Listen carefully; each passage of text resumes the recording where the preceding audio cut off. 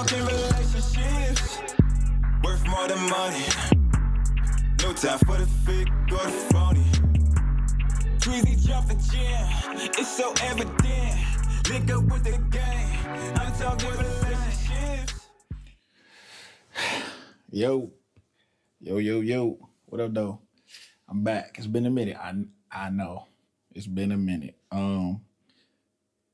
Normally I try to take December, January off just to rest, recoup, and you know, get back to like the basics and chill with family and stuff like that. But took a little longer, but I'm telling you, the topics that I got coming up is crazy. Shout out to Quee. She gave me some dope topics to talk about. But this one I wanted to touch bases back on. Let me see. My oldest daughter, Lena. It's her last year of middle school. I'm coaching again. Just pretty much this one is about coaching. If you don't know, I'm Tweezy. Make sure you like, subscribe, share, send this out to everybody. Yeah, Coach Antoine, Coach Kennedy, Coach K, which whatever, you know what I mean? People know me why. But yeah, let's talk about it. It's the last year of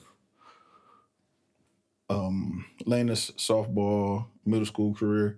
But the thing that I wanted to touch on more is the team aspect of it. Um, when I started coaching, it was just because we didn't have enough coaches for the Little League, for Mamie Johnson Little League. Shout out to Keith and Kevin. Keith and Kevin Barnes, man, if y'all don't know, they are a staple in Southeast, if you don't know. When it comes to girls softball and boys baseball, um, they built up a organization, Mamie Johnson Little League, which now is blossoming to something even bigger, which is dope because at the end of the day, you know what I mean. Both my daughters are playing with Mamie Johnson. They've been playing since they were 7, 8 years old. But I wanted to touch on just sports and student athletes. You know what I mean? Black student athletes that need the direction, the self direction, self discipline, and the self reliance that I think that you need to get to the next level, which is high school. Um, when I started, like I said, it was more of like we didn't have enough coaches, but I kind of ain't no kind of. I fell in love with softball, and I'm a baseball guy. I started playing baseball, t-ball.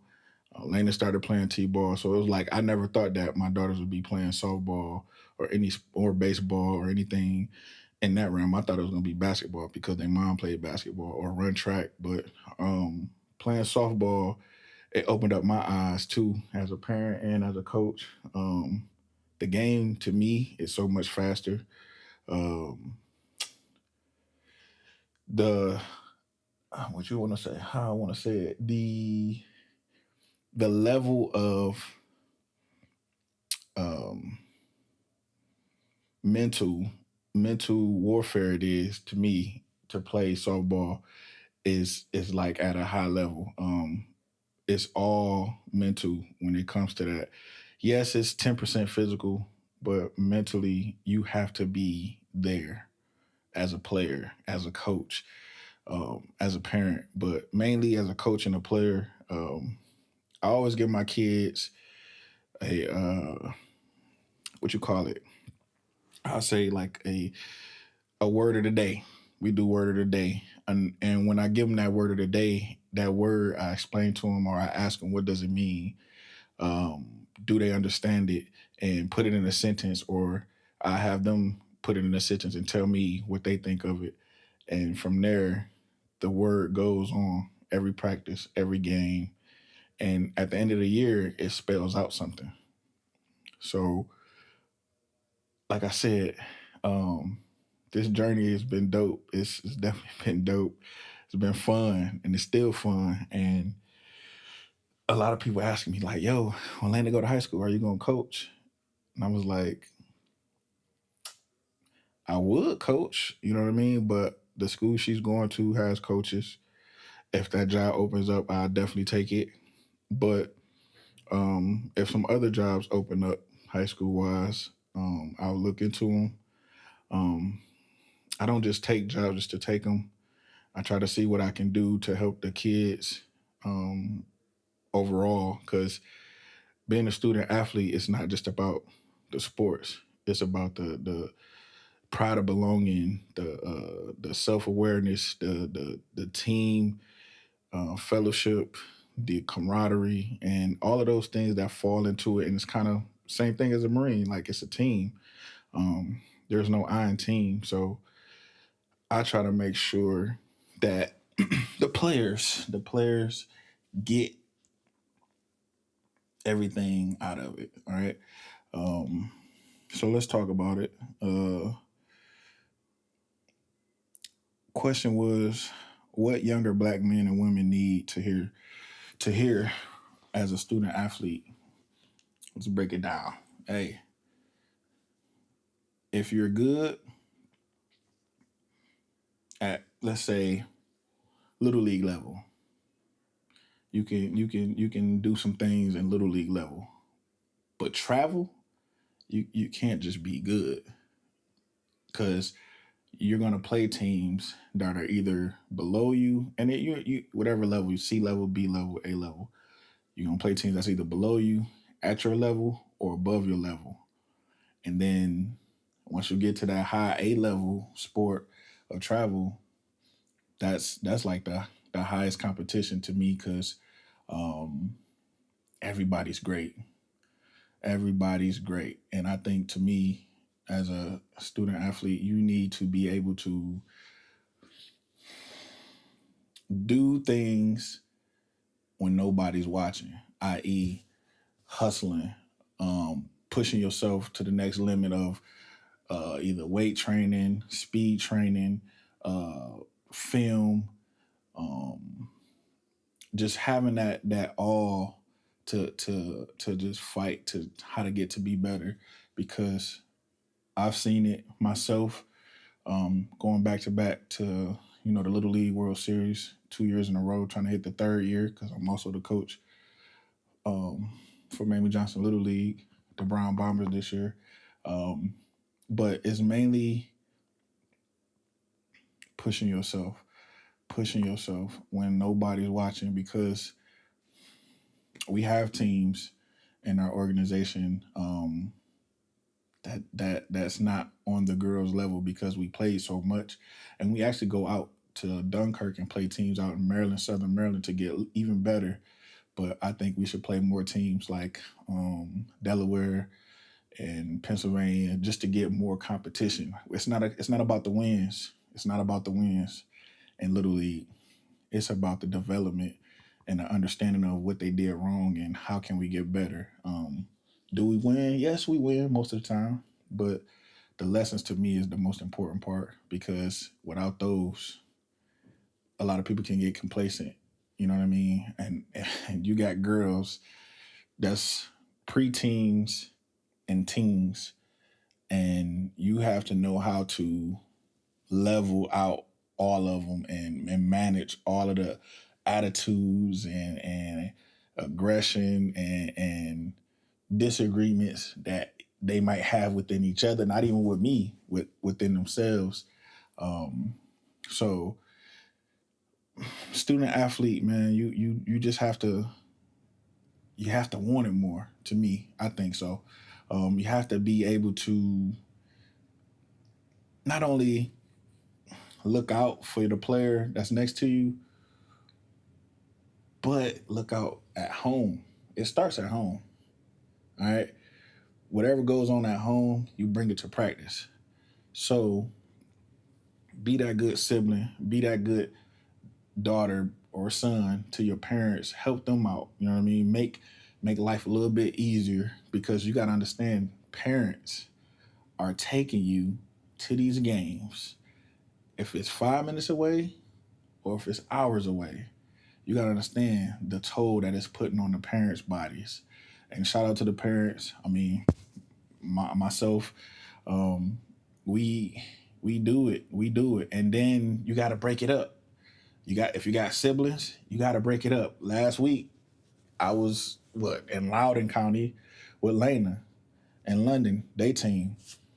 Benita had to take Tootie to, I forgot where, but it was the opposite way. So being able to have that relationship and that I guess you can say, standard or agreement that y'all know, hey, no matter what, we're gonna get these kids to where we gotta go. That relieves some of the stress from the kids. But as a student athlete, you have to do the same for them. Don't make it hard for the parents, right? Don't make it hard for the parents. You know you got a game. Make sure you got your uniform ready. Make sure the uniform washed. Make sure you know exactly what uniform that you're wearing.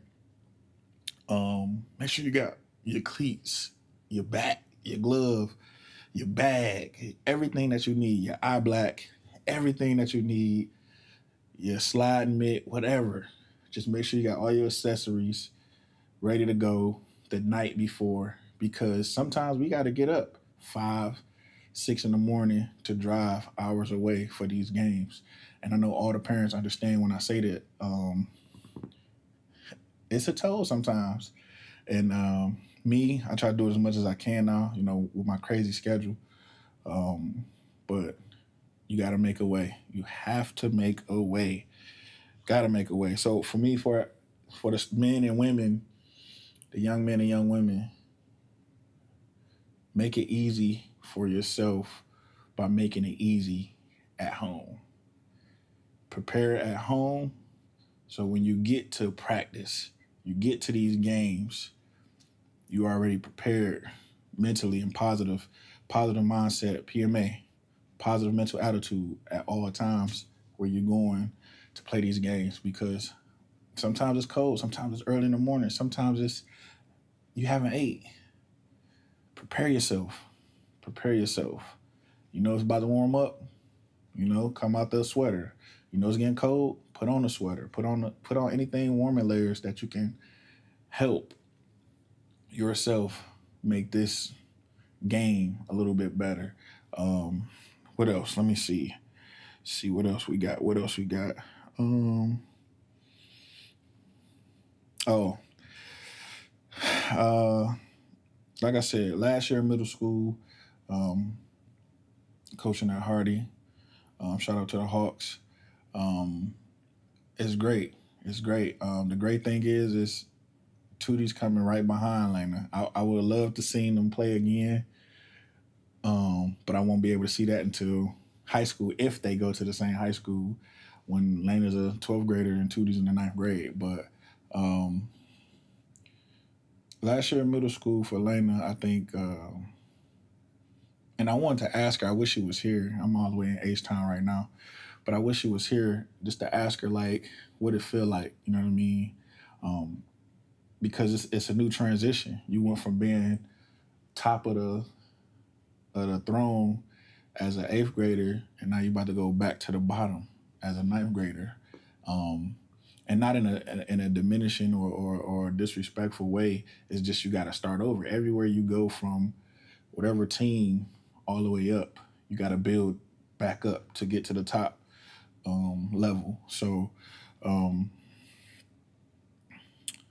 is this my last year? I don't think so. I don't think so. I think I'm a coach. God willing, I'm a coach Hardy until Tootie's done, and then the goal is to the sport, build the sport up, get more teams, get more middle school teams into the fold of playing softball versus playing the same 6 teams, and it's like 20 middle schools plus in DC. Um, but yeah, I want to know like what Lena really got going on, like for her, like how she feel. And I'm gonna ask all my eighth graders. I'm gonna ask them, hey, how y'all feel? What do y'all need? Um, what you need? What do you need in order to get to the next level? What do you think you need to prepare for the next level? What can I do to get you to help with that process? Um, some of my girls going to Maryland schools. Um, some of my girls going to private schools. Some of my girls going to DC schools.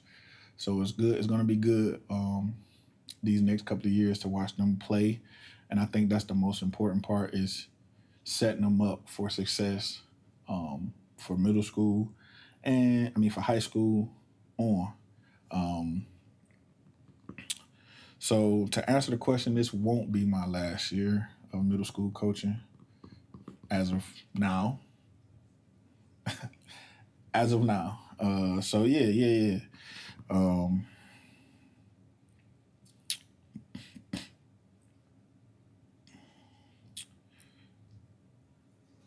all right, let's talk about having a daughter going into high school and one into middle school, all while balancing a full time job. It's tough, tough. Being able to coach, I think helps me be closer to my daughters. Um, but now is about to turn up because now we're thinking college and high school now. At first it was middle school, then to high school. Now it's high school to college. So it's middle, high, and college now that I'm thinking about. Because as a parent, I think you got to be, I would say, 4 years ahead. Whatever grade that your daughter's in, you got to be 4 years ahead so you can prep them to get to that next level. Um, Being down here in Houston, it was like a reset, definitely. Um, get my mind right because the game's about to start. Hopefully, we got a game Monday coming up, um, and getting the season started. And the goal is to win the chip, but it's also to win the chip and what's next. Like, where do we go next? Where can we elevate to? Oh, that's what I want to talk about too. Um, DCIAA, getting these girls the proper equipment, getting these girls the proper um, time and space to practice. It's too many parks that we have available to our students, and we somehow can't get access to. We had an issue where we couldn't practice across the street from our school, and we would had to catch the bus. We'd have had our kids, our students, catch the bus to get over to Palisades when it's a park field right across the street from the school. And there's plenty of schools that's like that.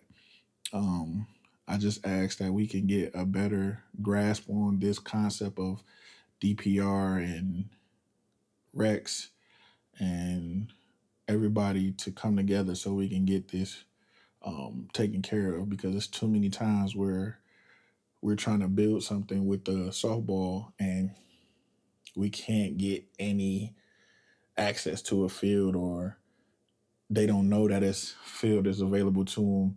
And also shout out to the Nats Academy because they always been a intricate part to our softball that we've been doing here in DC. So yeah, DCIAA. Come on, let's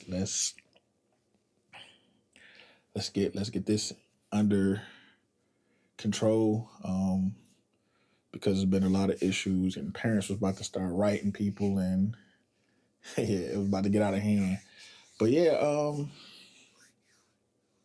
softball. I love it. I love it, man. My goal is to open a facility to where I can train softball and baseball players and other athletes as well.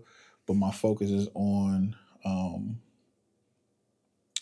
baseball and softball, and get enough room to have at least 2 cages, 2 pitching cages, 2 batting cages, and a little fielding area, so people can get in shape. Because when it gets cold, there's not really places to go, unless you go all the way out in Manassas at 643, or down the road at what's the name of that batting cage we go to, on deck.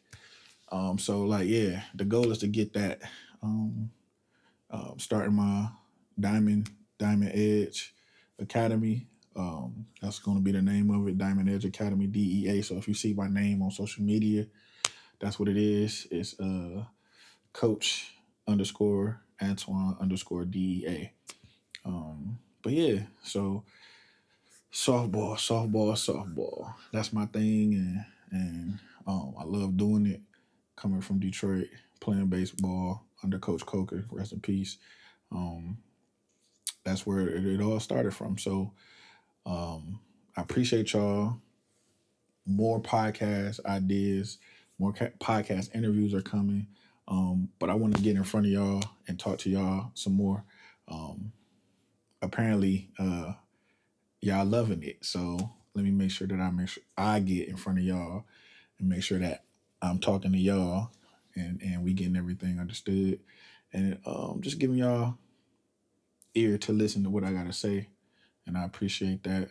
But yeah, it's my last day in Houston. We out.